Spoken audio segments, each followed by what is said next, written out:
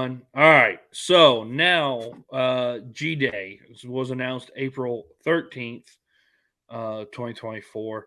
I guess the only thing interesting about this, other than it's going to be our first look at the 2024 Georgia football team and see more of the new faces. Um, I'm interested to see what network is broadcasted on. I know a lot of people like you don't probably care about that. But that's something I'm interested in because I don't know when the new contract picks up. Obviously, March Madness will be over by then, right? The championship would already be played. So the basketball, none of the sports really matter TV wise. So will it be broadcasted on ABC with Fowler and Herb Street? I mean, it could. I can't imagine them putting spring They did it a couple years ago.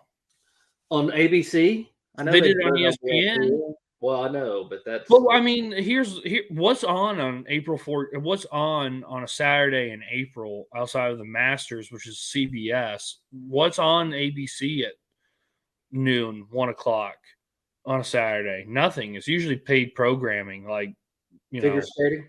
yeah, figure skating or who's the zookeeper that used to go on Johnny Carson all the time? I don't know, but I know. Anyway, Jack Hanna. It'll be Jack Hanna on at 1 o'clock on a Saturday in April. So I'll be interested to see what they do there. The time still hasn't been announced. Obviously, it's not going to be at night. It's definitely going to be in the afternoon. So what's initial thoughts and preview on it?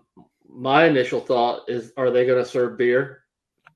That's a good question. Probably not. I would imagine not at a spring game. I don't know. It could be a pun intended. It could be a dry run to see how it all works out. So no, it'd be good to see, and with some turnover with the roster, I'd imagine, and also trying to get ETN in. I would imagine going to be we're going to probably see a lot of running, and also since the receivers coach B Mac just left, wouldn't surprise me if we had to see what we got, and then it's a very conservative approach. But then again, you don't want to get your backs all mauled and beat up as well. So, but I'm interested to see some of the incoming freshmen. I'm glad it's not competing. They did it one year, right, where it was competing with the Masters. They did. Yeah, it is competing with the Masters this year. It is? Yeah, it's the Masters is Saturday, same time.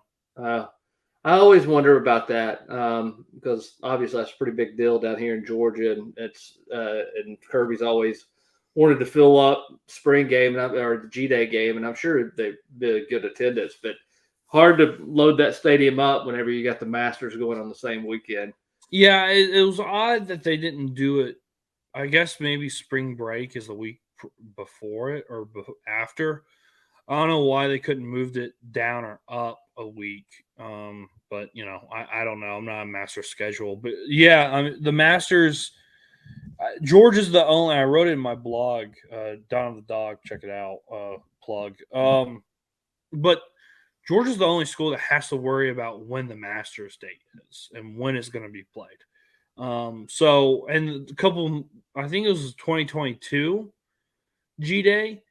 It was the Saturday before Easter, and the attendance for that was that was probably the lowest I've seen it under Kirby. So I don't know. I don't know what to think of the attendance now with Augusta being that same week. I don't know. There'll be good attendance, but there for a couple of years, I think it was a recruiting thing as Kirby was establishing the program. I don't think it's as big of a recruiting thing now. I mean, it's still important, but I don't think it's as big of a recruiting thing as it used to be. And also, like the transfers that we got, kid from Stanford, is he gonna be there? Yeah, he should be there. Yeah, you sure? Okay. Yeah. So some of it'll be interesting to kind of see what happens. Also, see kind of who flushes out on the offensive line. Yeah, that shakes out and who's in the lead. Obviously, doesn't necessarily mean come fall that however you're seeing the lineup now is what it's going to look like in the fall, but it's a pretty good indication of who has a chance of being there. So Yeah. Well, that's what I was going to say. Probably the more interesting battles is going to be defensive line, offensive line, linebacker. I think that number 2 linebacker spot is going to be a really interesting because obviously, I think it's going to be C.J. Allen and Smile London, which is a hell of a linebacking core. But also think about all the guys that we have that are underneath them.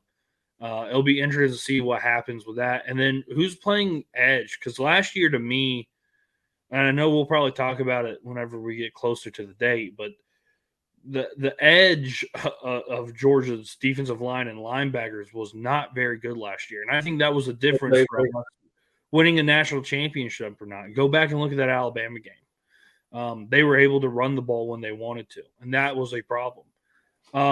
So is Damian Wilson going to be that guy? Can he be that guy? I don't know. Chaz Chandler is coming back for another year, which all the Georgia fans were pissed off and upset about. We need to find an edge. And then another storyline, which is going to be kind of overblown, but it gets clicks. And I know people are really people that don't know football very much are going to be really into is who's going to be the backup quarterback.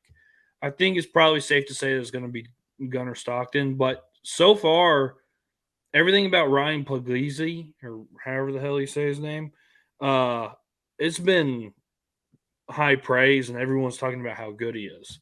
So, is he that good? I mean, we'll see. I'm interested because here's my thing. That second half of the Orange Bowl, I know it was G Day essentially, with actually less talent on the other side.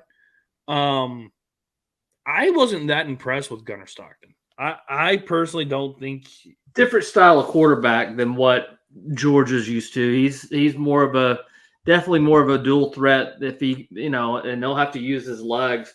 Well, didn't Bobo recruit him though? Yeah. Whenever he's in South Carolina, so I know Bobo's a big fan of him, which great. And everyone's like, "Oh, this is the next Stetson." Stetson was a pocket passer first, then had to use his legs. He was more of a modern day pro football quarterback. That's what I mean. Look at Mahomes, Allen, Burrow.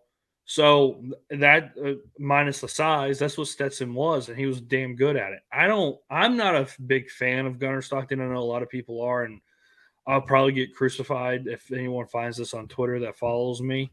I'm not a big Gunnar Stockton fan, so we'll see what happens. Well, I think you're also being slightly quick on the trigger there.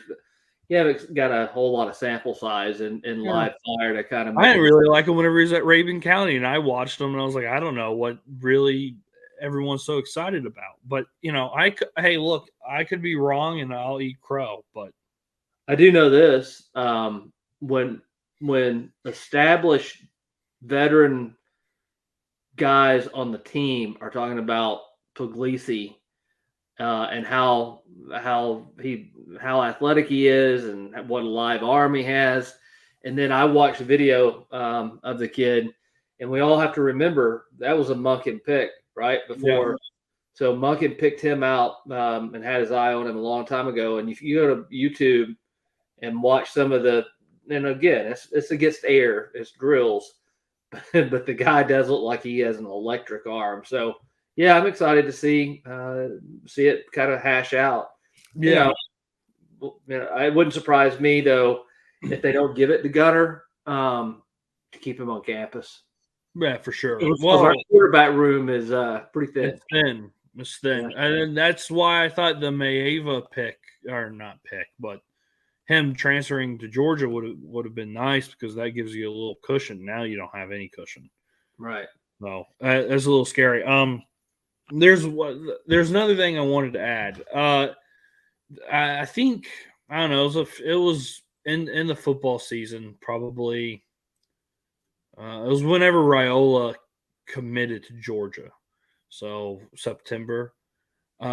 There's a guy that used to work for Georgia, and he was on a podcast, Barca After Dark, with the two Jakes, Jake Reese and Jake Rowe.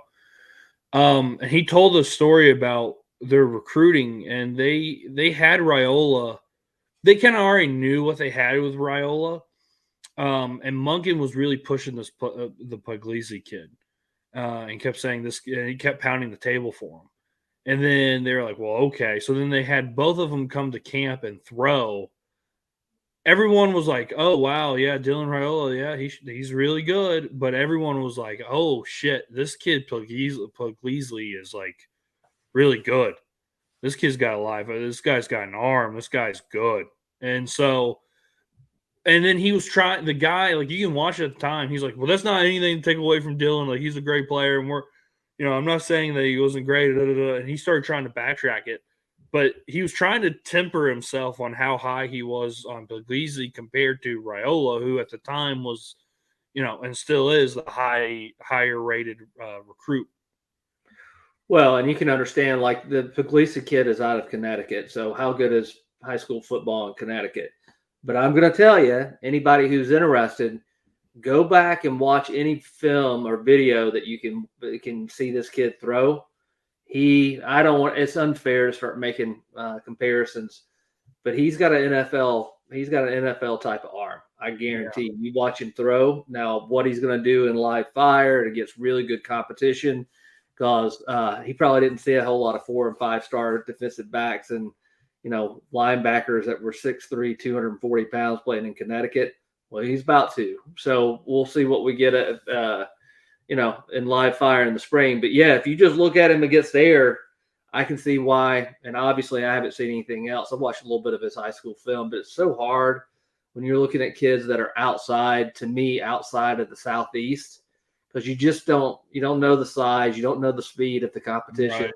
So it can be a little bit misleading, but just watch the kid throw the ball. Yeah. Well, I mean, a lot of that was similarly said to another really good prospect, Aaron Hernandez, who was from Connecticut and served great jail time too. So hopefully Puglisi doesn't end up like Aaron on a lot of things, off the field issues and then murder.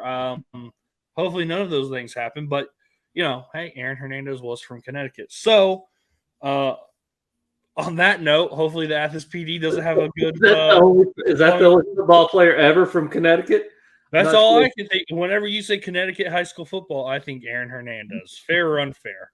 So, and whenever you talk about USC football, I think of OJ Simpson. So, I don't know. What do you want? Yeah, well, hey. Not Reggie Bush and OJ. No, he could slash and cut, and he did that off the field as well. So, and he's a great friend of mine on Twitter. We follow each other. That's great. Yeah, well, hey, I love OJ. I love the juice. All right. Well, on that note, so look forward to G-Day. It'll be a great sports weekend. You're going to have the Masters. You're going to have Georgia, and you're going to have the Braves. So hopefully the weather's nice. Hopefully you can come up. I know I'll be there. I don't know if you'll be there, but I'll be there for sure.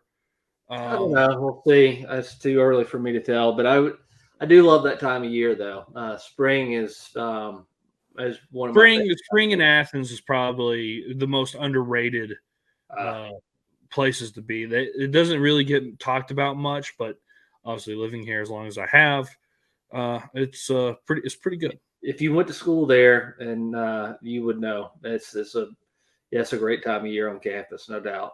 Yeah. All right. Well, we'll see you in the next video. Check out Don the Dog. Check out Unishippers for all your shipping needs. Shout out Holland, Marcus. Who we got? We'll do Pat Lenposse. All right. Ask for Pat. All right. See you on the other side.